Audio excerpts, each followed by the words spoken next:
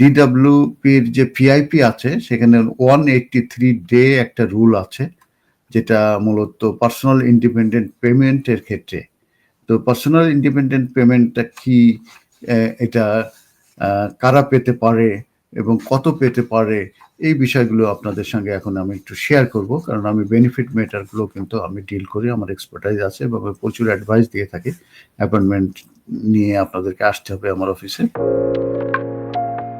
প্রথম হচ্ছে যে পার্সোনাল ইন্ডিপেন্ডেন্ট পেমেন্ট কিন্তু একটা ক্রুশিয়াল ফিনান্সিয়াল সাপোর্ট, এটা টুয়ার্ডস ডিসেবলড যেসব পিপুল আছে ইন ইংল্যান্ড অ্যান্ড ওয়েলস তাদের জন্য, এবং এই পিআইপিতে যারা আছে তাদের সংখ্যা হচ্ছে 3.8 মিলিয়ন, যারা কারেন্টলি এই আপনার বেনিফিট ক্লেম করছে, পিআইপি ক্লেম করছে।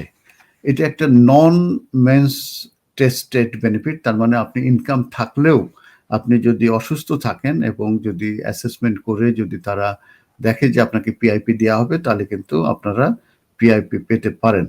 অতএব এটা একটা অ্যাডিশনাল লিভিং কস্ট মূলত দেওয়া হয়, কারণ হচ্ছে যে এই যে লং টার্ম ফিজিক্যাল আর মেন্টাল কন্ডিশনের কারণে।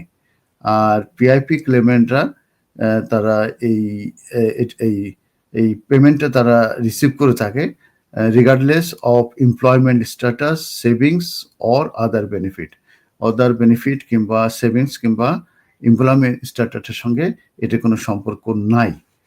আর এই বেনিফিটটা দুইটা কম্পোনেন্ট আছে।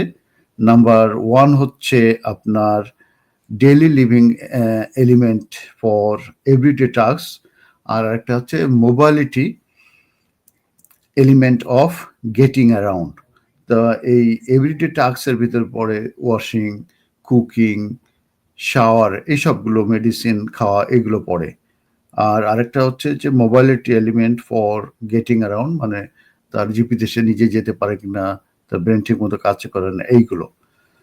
আর এই আর কোয়ালিফায়ার ব্যাপারে যেটা আমি বলেছি 180 ডেজের ব্যাপারে, সেখানে যেটা বলা হয়েছে যে তারা যে এই যে মেডিকেল কন্ডিশনটা যে তারা সাফার করছে, এটা এক্সপিরিয়েন্স হতে, এই ক্ষেত্রে মাস্ট এক্সপিরিয়েন্স ডিফিকাল্টিস, এবং মোস্ট অফ দ্য টাইম এই মেডিকেলের কারণে তাদের এই এক্সপিরিয়েন্সটা সাফার করতে হবে।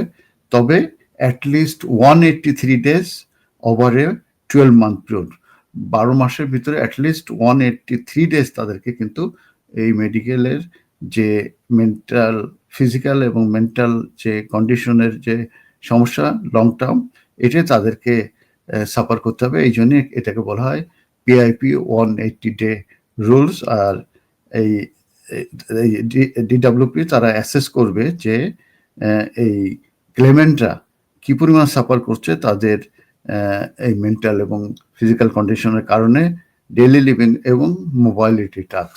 ধন্যবাদ দর্শক, এই ছিল আজকের আলোচনা এবং আপডেট এবং কোশ্চেন।